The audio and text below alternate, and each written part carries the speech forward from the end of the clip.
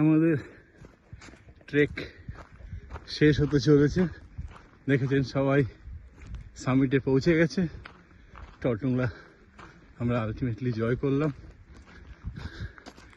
এখন ওই মাথায় উঠে দেখতে হবে কি ভিউ আছে। মোটামুটি কঠিন ছিল, অনেকটাই কঠিন।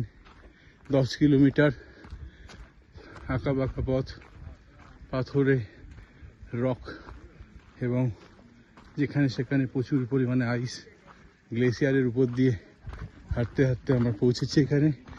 আলটিমেটলি আমরা আমাদের ডেস্টিনেশন রিচ করে গেছি। সবাই এখন চিল করছে, দেখতেই পাচ্ছেন প্রচুর লোকজন এখানে লাইন দিয়েছে ফটো তোলার জন্য।